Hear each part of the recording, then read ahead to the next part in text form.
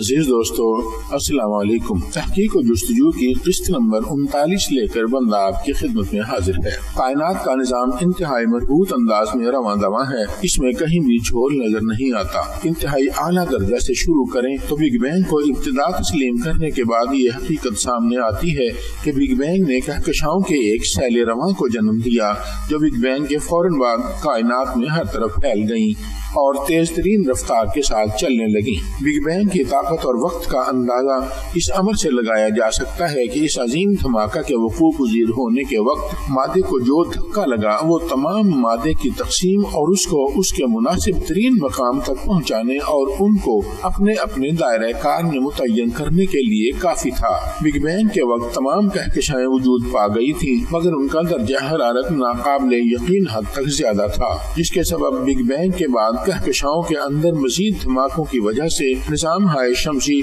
तरतीब पाने लगे और कायनात के निजाम की तश्कील होने लगी। साइंसदानों के मुताबिक बिग बैंग को वकूअ पज़ीर होने में 0.000000000004 सेकंड लगे और बिग बैंग के वकूअ पज़ीर होने के वक्त जमा शुदा मवाद का दर्जा हरारत साइंसदानों के मुताबिक 3000 खरब डिग्री सेंटीग्रेड था। मंदरजा बाला वक्त और दर्जा हरारत कितने नाकाबिले यकीन और हैरत अंगेज हैं, ये सब इंसान के फहमो इदराक से भी बाहर हैं। इनको सोच कर ही इंसान की अक्ल हैरान हो जाती है और इंसान बेसाख्ता पुकार उठता है कि वह वल अलीयुल अज़ीम। बिग बैंग के वकूअ पज़ीर होने के बाद कहकशाओं में निजाम हाय शमसी की तश्कील को यकीनन अरबों खरबों साल का तवील अरसा दरकार रहा होगा। सिर्फ यही नहीं कि बिग बैंग के वक्त ही तमाम सितारे और सैयारे बन गए होंगे, बल्कि ये अमल अब भी वकूअ पज़ीर होता रहता है। माहिरीन फल्कियात ने बड़ी बड़ी दूरबीनों से एक कहकशां जिसका नाम मजलानिक बादल रखा गया है का मुशाहिदा किया है। इसमें नए नए सितारों और सैयारों के बनते रहने का अमल जारी है। बिग बैंग के वक्त जब बिग बैंग का दर्जा हरारत नाकाबिले यकीन था, उस वक्त तमाम मादा भी धुएं या गैस की शक्ल में था। इसको यूं तस्वुर किया जा सकता है कि बिग बैंग के वक्त जो दर्जा हरारत मादे का रखा गया था, उस दर्जा हरारत पर कोई भी चीज होश या माए हालत में कायम रह ही नहीं सकती। कुरान मजीद में भी इस तरफ इशारा किया गया है कि कायनात को जब बनाया गया वो उस वक्त धुएं की शक्ल में था। कुरान मजीद में इरशाद है कि सुम्मा इस्तवा इला समाई वहिय दुखान। सूरह हामीम सजदा की आयत नंबर 11 का तर्जुमा कुछ इस तरह है कि फिर आसमान बनाने की तरफ तवज्जो फरमाई और वो उस वक्त धुआं था। बिग बैंग के वकूअ पज़ीर होने के बाद वक्त गुजरने के साथ साथ जब दर्जा हरारत में कमी आने लगी तो मादे ने ठोस, माए और गैस की शक्ल इख्तियार करना शुरू कर दी और चीजें बनने लगी। यही खालिक़े कायनात का हुक्म था और इसी हुक्म के अंदर हिकमत अमली भी नाफिज कर दी गई थी, जिसके तहत आज तक निजाम कायनात चल रहा है और ताहुक्म सानी चलता रहेगा। बिग बैंग इस कायनात की इब्तिदा के मुतालिक एक नजरिया है जो साइंस ने मुकम्मल यकीन के साथ तस्लीम कर लिया है कि वाकई ऐसा ही हुआ होगा, मगर वो नजरिया जिसे साइंस ने अब तस्लीम किया है, कुरान करीम ने 1500 साल पहले उसकी हकीकत बयान कर दी थी। कुरान मजीद में एक जगह खालिक़े कायनात ने फरमाया है कि ये तमाम जमीन और आसमान पहले आपस में जुड़े हुए थे, फिर हमने इनको अलहदा अलहदा कर दिया। बिग बैंग से मुराद वो धमाका है जिसकी वजह से और जिसके जरिए से पहले से एक जगह जमा शुदा मवाद को अलहदा अलहदा कर दिया गया। दूसरे अल्फाज में धमाका की वजह से वो तमाम मवाद जो एक जगह पहले ही जमा था फट गया। इस फटने का जिक्र भी कुरान करीम में मौजूद है।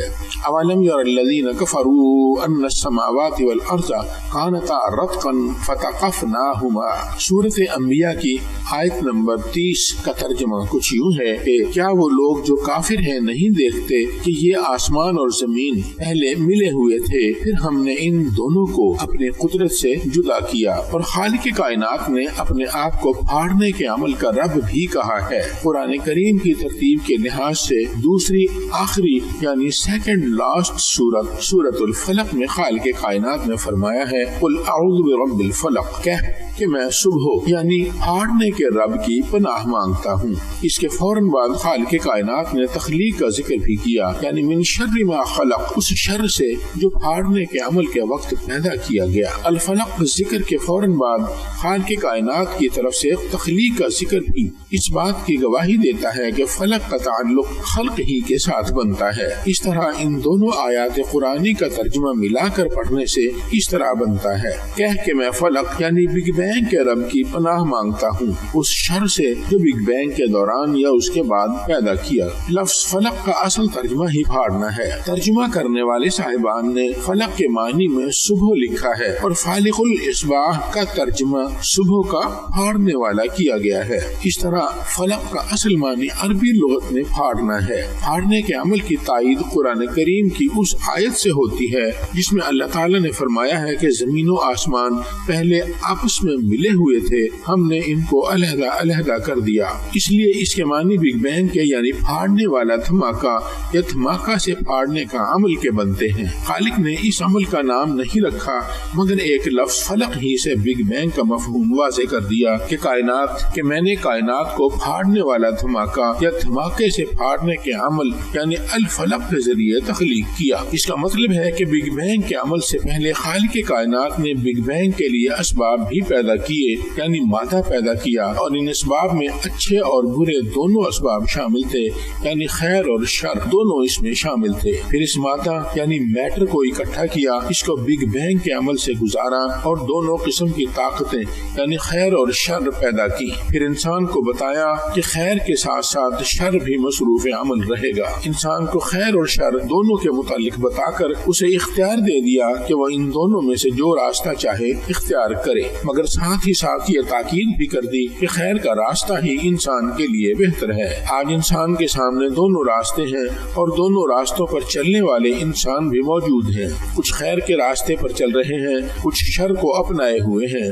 اس طرح کائنات میں انسان کے آنے کا مقصد ان دونوں راستوں کے لحاظ سے امتحان دینا ہے کہ اس نے خالق کائنات کی تاکید کو کس حد تک مد نظر رکھا ہے۔ کہا جاتا ہے بلکہ کچھ لوگوں کو خیال ہے کہ کائنات کو آواز کے ذریعے تخلیق کیا گیا۔ اس نظریے میں کس حد تک صداقت ہے اس بارے میں کچھ نہیں کہا جا سکتا، مگر یہ حقیقت ہے کہ بگ بینگ کے وقت آواز بھی پیدا ہوئی ہوگی اور خلا ہی میں نہ جانے کہاں کہاں تک پہنچی ہوگی اور نہ جانے کتنی مدت تک اس آواز کی گونج باقی رہی ہوگی۔ نظریہ وضع یا قائم کرنے پر پابندی نہیں ہے۔ بگ بینگ سے کائنات کی ابتدا کے نظریہ پر اب کلی طور پر یقین کیا جانے لگا ہے، مگر اس کی جزیات پر اب بھی خیال آرائی کی جاتی ہے۔ کچھ لوگوں کا خیال ہے کہ بگ بینگ کے وقت اس کی شکل چوکور تھی، کچھ کہتے ہیں کہ تکون تھی، کچھ کا خیال ہے کہ یہ مستطیل تھا۔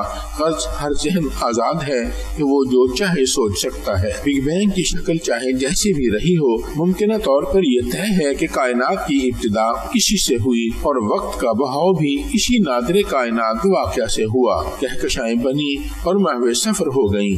سفر بھی ایسا کہ ختم ہونے کا نام نہیں لیتا اور رفتار بھی ایسی کہ تصور سے باہر۔ بتایا جاتا ہے کہ کہکشاؤں کی رفتار بھی کروڑوں میل فی گھنٹہ ہے اور تمام کہکشائیں شمال کی طرف بھاگتی دوڑتی چلی جا رہی ہیں، ایک دوسرے کے آگے پیچھے ایک ریس لگی ہوئی ہے، جیسے انہیں منزل پر پہنچنے کی بہت جلدی ہو، مگر ان کی منزل ہے کہاں؟ ظاہر ہے اپنے خالق کی طرف، جو سائنس کی زبان میں گریٹ اٹریکٹر کہلاتا ہے۔ اتنی کشش ہے خالق کائنات کے وجود میں کہ کائنات کی ہر چیز اس کی طرف بھاگتی دوڑتی چلی جا رہی ہے اور رکنے کا نام نہیں لیتی۔ اس کے ساتھ ساتھ تخلیق کا عمل بھی بدستور جاری ہے۔ کائنات میں موجود کہکشاؤں کے درمیان گیس کے بادل بھی موجود ہیں جو تخلیق کے عمل کو جاری اور ساری رکھے ہوئے ہیں۔ ستارے تخلیق ہو رہے ہیں اور اپنے اپنے مقام پر پہنچ رہے ہیں اور اپنے خالق کی تسبیح و عبادت میں مصروف ہیں۔ عزیز دوستو، تحقیق و جستجو کی قسط نمبر 39 یہاں پر مکمل ہوئی۔ آئندہ اقساط کے ساتھ انشاءاللہ بہت جلد آپ کی خدمت میں حاضر ہوں گے۔ تب تک کے لیے اجازت دیجیے، اپنا خیال رکھیے گا۔ اللہ حافظ۔